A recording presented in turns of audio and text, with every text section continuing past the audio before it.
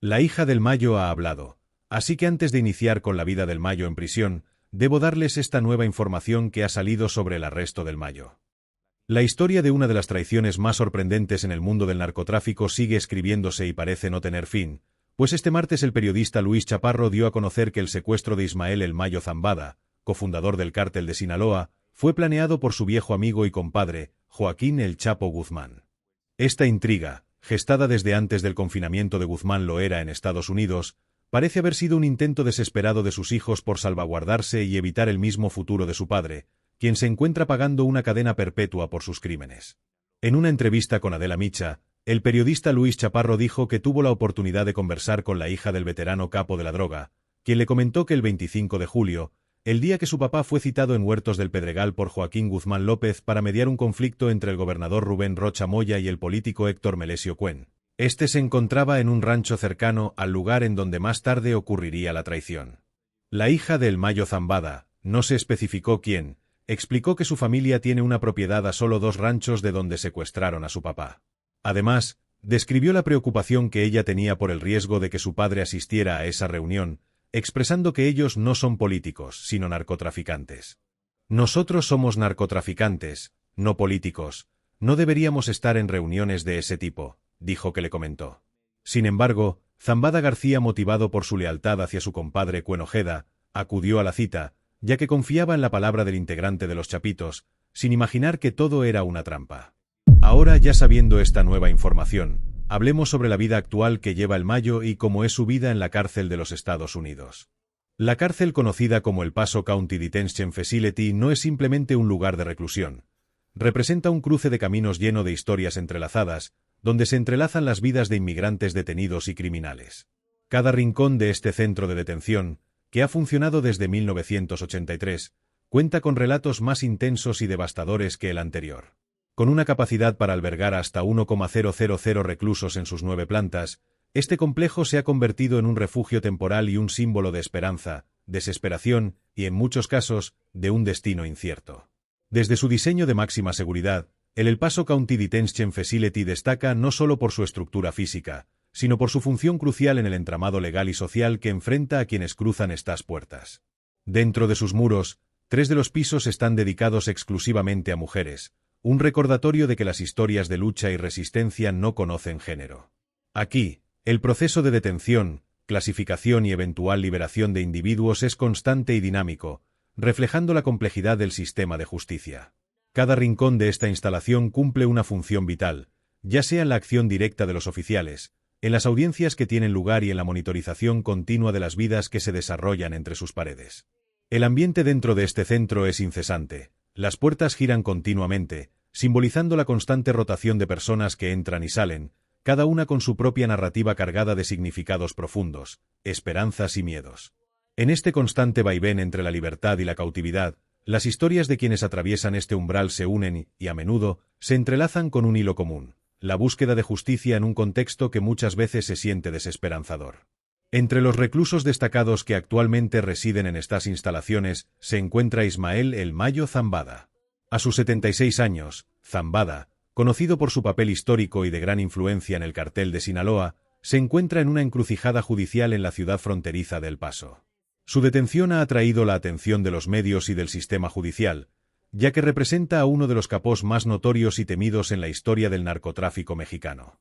Desde su llegada, Zambada ha enfrentado ya 2 audiencias iniciales ante la justicia, un proceso que promete ser complejo y prolongado. En una de sus apariciones ante la Corte Federal, Zambada estuvo acompañado por 2 de sus hijos, Teresa y Serafín Zambada Ortiz. Este último también tiene un historial criminal relacionado con el comercio ilícito de sustancias, lo que añade un nivel de dramatismo a la situación familiar. El hecho de que el juicio se realice en esta localidad fronteriza ha sido objeto de debate. Los fiscales en Texas, al parecer, buscan mantener el juicio en El Paso, mientras que el Departamento de Justicia ha tomado la decisión de trasladar el caso a Nueva York. La razón detrás de este movimiento es que las autoridades consideran que juzgar a uno de los fundadores del cartel en una ciudad tan cercana a la frontera con México es excesivamente arriesgado, dado el historial de evasión de la justicia que muestran líderes del narcotráfico, como lo evidenció la escapatoria de Joaquín El Chapo Guzmán en 2015. La fuga de Guzmán es un episodio que resonó mundialmente. su ingeniosa escapatoria a través de un túnel clandestino asequible con luz, ventilación, tanques de oxígeno y hasta una motocicleta es un recordatorio de las capacidades, y a menudo las locuras, que están dispuestos a llevar a cabo los grandes capós para evitar las cadenas de la justicia. Este antecedente, sin duda, pone más presión sobre el proceso judicial que enfrenta Zambada, resaltando la importancia de garantizar que este caso no siga el mismo camino que el de su antiguo socio. En días recientes, el abogado de Zambada, Fran Pérez, hizo oficial que su cliente sería trasladado de Texas a Nueva York para enfrentar los cargos en su contra. Sin embargo, la fecha de traslado aún no ha sido fijada, dejando en suspenso el futuro inmediato de Zambada. Se sabe que, además, hay nuevas acusaciones en su contra en el Distrito Oeste de Nueva York, un desarrollo que complica aún más su estado judicial.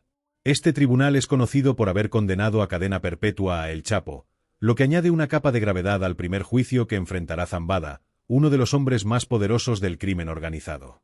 Así, el Paso County Detention Facility se convierte en el telón de fondo de este drama humano. En combinación con la narrativa de Zambada, las historias de otros detenidos se entrelazan, resaltando la diversidad de situaciones legales y personales que viven estas personas. En este centro, el destino de muchos cuelga de un hilo, mostrando la complejidad de un sistema que, aunque a veces parece fallar, sigue siendo un lugar de esperanza, lucha y, en última instancia, búsqueda de justicia. Cada persona que pasa por esta cárcel lleva consigo un fragmento de su historia, un testimonio de la lucha humana en un mundo donde la libertad y el encarcelamiento coexisten en estrecha vecindad. En Estados Unidos, el Mayo Zambada se encuentra ante una serie de acusaciones que abarcan múltiples estados, incluidos Texas, California, Illinois, Washington y Nueva York. Sin embargo, es en Nueva York donde su caso ha cobrado mayor relevancia, debido a la gravedad de los cargos en su contra y la atención mediática que secunda esta situación. La acusación más significativa sostiene que Zambada es uno de los principales responsables del tráfico de fentanilo, una sustancia que ha devastado comunidades y ha contribuido a la crisis de opioides en el país. El 15 de febrero de 2024, el Departamento de Justicia de los Estados Unidos intensificó los cargos contra el Mayo Zambada en la Corte Federal de Brooklyn, Nueva York. Esta nueva acusación, catalogada como de alta prioridad, está siendo dirigida por el fiscal Prion Peace, quien ha cobrado notoriedad por su compromiso con casos de narcotráfico y crimen organizado. La presentación de estas pruebas y cargos marca un punto crucial en el caso, que se ha desarrollado con una complejidad y una seriedad que reflejan la magnitud de las operaciones del Cartel de Sinaloa. Identificada con el expediente 09466-BMC en el Tribunal de Distrito del Oeste de Nueva York, la acusación contra Zambada incluye nada menos que 17 graves cargos criminales. Estos cargos abarcan una variedad de delitos, entre ellos el tráfico de drogas, asociación delictuosa y conspiración para distribuir sustancias controladas. Los fiscales Francisco Navarro, Robert Polak y Laura Van, quienes jugaron un papel crucial en la condena a cadena perpetua de Joaquín El Chapo Guzmán en 2019, están al frente del nuevo caso contra Zambada, lo que añade un nivel de gravedad y determinación al proceso. Por otra parte, es importante hablar del famoso hijo del Chapo Guzmán. Ovidio Guzmán, quien se encuentra en una de las mejores cárceles de Estados Unidos, aunque no la más segura ya que se han escapado personas de ahí. En el vasto y enmarañado mundo del narcotráfico, pocas figuras han dejado una huella tan imborrable como Joaquín El Chapo Guzmán, un hombre que ha protagonizado innumerables leyendas urbanas relacionadas con su astucia y su capacidad de escapatoria. Pero su legado no termina con él, más bien, se extiende hacia su prole, especialmente hacia su hijo Ovidio Guzmán, quien, en la actualidad, se encuentra recluido en el Centro Correccional Metropolitano, conocido coloquialmente como el Triángulo de Hierro. Esta prisión, emblemática no solo por su complicada estructura arquitectónica, sino también por su insólita fama por los lujos y comodidades que ofrece, se ha convertido en un punto de referencia notable en el contexto de la reclusión de narcotraficantes y figuras del crimen organizado. Al observar la figura de Ovidio Guzmán, uno debe considerar las altísimas expectativas que se han imputado a su persona, heredero directo de un imperio criminal que ha dominado no solo el tráfico de drogas en México, sino que ha tenido un impacto significativo en el panorama internacional. Mientras que el Chapo fue un maestro del engaño y la evasión, su hijo enfrenta una situación diametralmente opuesta en una prisión marcada por su infraestructura casi impenetrable. Con ventanas de apenas 13 centímetros de ancho, la idea de que alguien pueda utilizar una combinación de astucia y fuerza bruta para escapar de este rascacielos de 28 pisos parece un sueño irrealizable. Lo fascinante del Centro Correccional Metropolitano es que, aunque diseñado con la seguridad como su principal prioridad, se construyó bajo una filosofía que enfatiza la dignidad humana. Esta mezcla de rigor y humanidad fue parte de un esfuerzo más amplio del gobierno estadounidense en la década de 1970, que buscaba reformar el sistema penitenciario para ofrecer un entorno más humano a los reclusos, al menos en comparación con las penitenciarías tradicionales. En un momento en que las prisiones se consideraban lugares desoladores, el Triángulo de Hierro emergió como un faro de esperanza. La calidad de la comida, la ausencia de rejas y la comodidad de sus instalaciones recreativas ofrecieron un respiro a aquellos que, como Ovidio, se encontraban en un lugar destinado a albergar a los criminales más notorios de la sociedad. No obstante, a pesar de las comodidades, vivir en la sombra de su padre y en el ojo del huracán debe pesar en el día a día de Ovidio. La seguridad del lugar se combina con una atmósfera de intriga y temor que lo rodea constantemente, consciencioso de que los ecos del pasado, los sinsabor de las decisiones de su padre, siguen resonando en los rincones de su nueva realidad. Cada movimiento, cada conversación, es supervisado, y la idea de que su vida podría estar en peligro nunca se aleja de su mente. La historia del Chapo y su asombrosa capacidad para escapar de la justicia es un cuento que resulta casi mítico. Desde túneles subterráneos hasta ingeniosas artimañas, sus escapatorias son el staff de leyendas. Sin embargo, el camino de Ovidio es diferente. Su reclusión en el Triángulo de Hierro es un recordatorio de que la vida de los narcotraficantes ha evolucionado hacia estructuras más complejas y vigiladas. La fuga es, en este contexto, una ilusión, un eco del pasado que pertenece a alguien que ya no puede disfrutar de esos lujos. Las condiciones del Centro Correccional Metropolitano son, sin embargo, un tema de debate. La percepción de que Ovidio Guzmán goza de un trato especial en comparación con otros reclusos es motivo de controversia tanto en la prensa como en la opinión pública. En un mundo en el que la justicia se percibe como un arma de doble filo, la idea de que los hijos de los poderosos disfruten de cualquier forma de privilegio genera indignación. Aquí surge una pregunta: ¿es el lujo y la comodidad un indicativo de una justicia benigna, o es un espejo que refleja cómo las instituciones pueden ser manipuladas? A medida que el tiempo avanza, observamos cómo Ovidio intenta navegar por el laberinto de su existencia. La prisión, a pesar de sus características de lujo, se ha convertido en su nuevo campo de batalla, un espacio donde debe enfrentarse a su legado y a sí mismo. Con un padre que se ha ganado una reputación temible a lo largo de las décadas, la carga de su apellido es pesada, y la posibilidad de su redención o condena se presenta constantemente en el horizonte. Mientras tanto, el mundo del narcotráfico sigue su curso.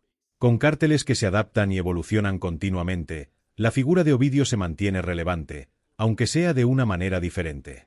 Y aunque muchos miran hacia él como el futuro del narcotráfico, su historia es también un recordatorio de cómo el pasado nunca se aleja del presente, y de que, en última instancia, cada paso tomado es un eco de lo que ha venido anteriormente.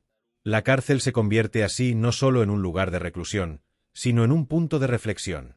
Las decisiones y los caminos que elija Ovidio en los años venideros serán un testimonio no solo de su vida, sino de los intrincados lazos entre el crimen, la justicia y la búsqueda de una nueva identidad que, de alguna manera, se encuentra atrapada entre las paredes del Triángulo de Hierro. Las restricciones en el Centro Correccional Metropolitano comienzan con el acceso limitado de los reclusos al patio, permitiendo únicamente 2 visitas semanales. Para aumentar la seguridad y prevenir los intentos de rescate aéreos mediante helicópteros, se implementó una cerca que cubre completamente el área exterior. En este espacio al aire libre, los internos tienen la oportunidad de participar en diversas actividades deportivas, como el baloncesto y el voleibol. No solo se busca que se mantengan en forma física, sino que también se les ofrece acceso a recursos culturales y espirituales. Los reclusos pueden visitar la biblioteca, la videoteca y la capilla hasta 3 veces por semana, lo que les brinda un nivel apreciable de normalidad y rutina en un entorno carcelario que, comparado con otras prisiones, resulta sorprendentemente lujoso. Sin embargo, a pesar de las aparentes comodidades que ofrece este centro, la historia del lugar no está exenta de incidentes. En diciembre de 2012, la prisión fue sacudida por un intento de fuga que expuso severamente las deficiencias en sus medidas de seguridad. 2 reclusos, usando una inventiva notable, idearon un plan audaz. Perforaron un agujero en la sólida pared de su celda, mostrando una capacidad de ingenio impresionante. Este esfuerzo no se detuvo allí. Lograron tejer una cuerda resistente utilizando sábanas e hilo dental, que ataron de forma ingeniosa a las literas de su celda. Con esta estrategia, crearon un dispositivo improvisado que les permitiría descender desde la considerable altura del edificio. Este episodio no solo evidenció las vulnerabilidades en la seguridad del centro, sino también la resolución de algunos internos por desafiar los límites de su encarcelamiento. La historia de Ovidio Guzmán, uno de los hijos de Joaquín El Chapo Guzmán, está entrelazada con la evolución del narcotráfico en México y más concretamente, con el cártel de Sinaloa. Ovidio no llegó a encontrarse en esta prisión lujosa por azar. Su trayectoria se conectó directamente con la aprehensión de su padre en 2016 y su posterior extradición a Estados Unidos. La captura del Chapo marcó un giro crucial en la estructura del cártel familiar. A raíz de su arresto, 4 de los hijos de Guzmán, apodados comúnmente como los Chapitos, asumieron roles protagónicos dentro de la organización, tomando las riendas del negocio familiar. Este cambio de liderazgo en el cártel de Sinaloa ha tenido implicaciones significativas en la lucha contra el narcotráfico. De acuerdo con la DEA, este cártel sigue siendo una de las principales fuentes de suministro de fentanilo ilícito en los Estados Unidos, una droga cada vez más problemática. La jefa de la DEA, Ann Milgram, destaca que los Chapitos han sido pioneros en la fabricación y el tráfico de este opioide sintético, el cual ha causado estragos en la salud pública estadounidense. La efectividad con la que han logrado distribuir esta droga letal pone de manifiesto la urgencia de una respuesta coordinada entre Estados Unidos y México para abordar la crisis del fentanilo.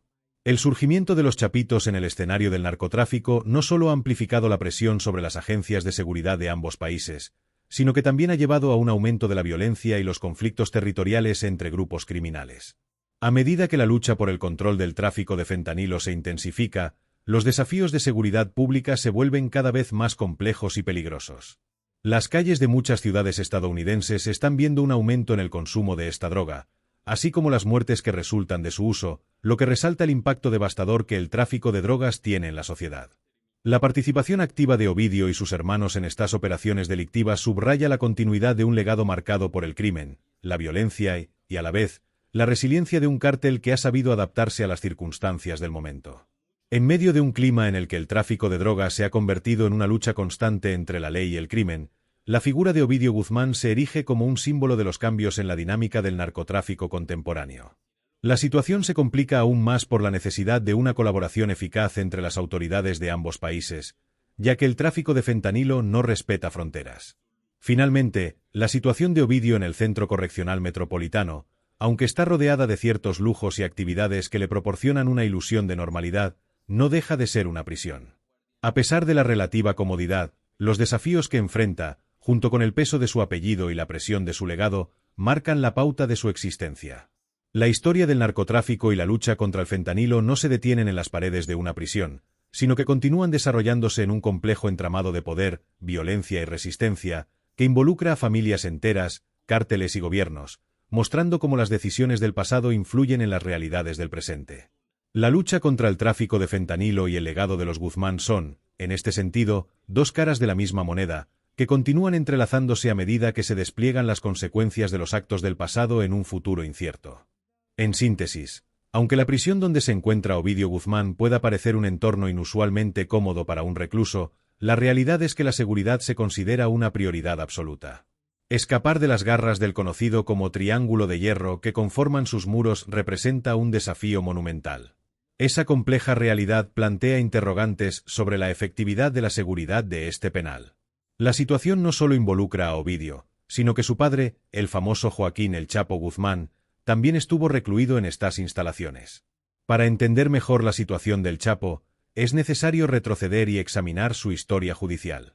En una audiencia celebrada en el Tribunal de Brooklyn, el juez del distrito, Brian Cogan, impuso a Guzmán una condena de cadena perpetua más 30 años adicionales, junto con una multa que equivalía a $12,600 millones. Este fallo, que muchos consideraron severo, se basó en el hallazgo de culpabilidad por parte del jurado en febrero, que determinó que participó en el tráfico de grandes cantidades de cocaína, heroína y marihuana, además de haber liderado operaciones de asesinato como jefe del cártel de Sinaloa, una de las organizaciones criminales más violentas de México. En respuesta a la sentencia, el Chapo caracterizó su confinamiento como una experiencia de tortura psicológica, emocional y mental, afirmando que era sometido a este angustioso estado durante las 24 horas del día. También argumentó que el veredicto de los jurados fue influenciado por informes de medios de comunicación, una defensa apoyada por sus abogados. El gobierno de los Estados Unidos me envía a una prisión donde mi nombre nunca será escuchado de nuevo, declaró con una mezcla de indignación y desesperanza, subrayando lo que considera una profunda falta de justicia en su caso.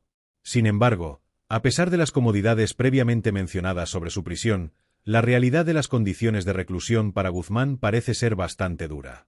El complejo carcelario alberga una sección conocida como Ten South, dedicada a los criminales más peligrosos y que dista de ser lujosa. Las condiciones en esta área son extremadamente austeras. Las luces nunca se apagan en las escasas celdas, las cuales están bajo vigilancia constante a través de cámaras de seguridad. Los reclusos en Ten South rara vez tienen la oportunidad de disfrutar al aire libre. Generalmente, se les concede solo una hora de ejercicio en una pequeña sala de recreación, que cuenta con una caminadora, una bicicleta estática, una televisión y una ventana que ofrece un limitado aire fresco y una vista de la parte baja de Manhattan. Comunicar entre sí está muy restringido, ya que el diseño del lugar rara vez permite que los presos se encuentren cara a cara. La prisión federal de Manhattan, donde se aloja Guzmán, ha sido descrita por algunos exreclusos, incluidos mafiosos de alto rango, como una suerte de cámara de tortura. Este sector, Ten South, ha albergado a muchos de los acusados más notorios de Estados Unidos, desde miembros de Al-Qaeda hasta reconocidos traficantes de armas, todos sometidos a un riguroso régimen de seguridad antes de ser condenados. Los abogados de Guzmán han divulgado que, desde su ingreso en Ten South, ha estado recluido en su celda durante 23 horas al día. Las únicas ocasiones en que se le permite salir son para recibir visitas de sus abogados. Se le ha negado el contacto con su familia y los medios de comunicación, lo que ha llevado a sus defensores a argumentar que su encarcelamiento no solo es una pena, sino que se está convirtiendo en una forma de aislamiento innecesario y desproporcionado. Sostienen que estas condiciones, consideradas por ellos extremadamente severas, han obstaculizado su capacidad para prepararse adecuadamente para su defensa. Es evidente que la imagen de una prisión confortable se desmorona ante la dura realidad de la vida carcelaria dentro de las instalaciones, especialmente en una unidad como Ten South. La percepción de la seguridad en este entorno puede ser engañosa. Si bien las barreras físicas y los sistemas de vigilancia pueden parecer efectivos, la limitación de los derechos de los reclusos plantea preocupaciones serias sobre la ética del tratamiento que reciben. En el caso de Ovidio Guzmán, la realidad es que su entorno carcelario no solo es un lugar de reclusión, sino un espacio donde las complejidades de la justicia, y quizás de la venganza en la guerra contra las drogas, se manifiestan de formas alarmantes. A medida que el sistema judicial continúa funcionando, la percepción pública de la justicia y el tratamiento de los criminales se pone en tela de juicio, especialmente en el contexto de personalidades tan polémicas como la familia Guzmán. La interna lucha por controlar el tráfico de drogas en la región se refleja no solo en el legado de su padre, sino también en las actividades actuales de Ovidio.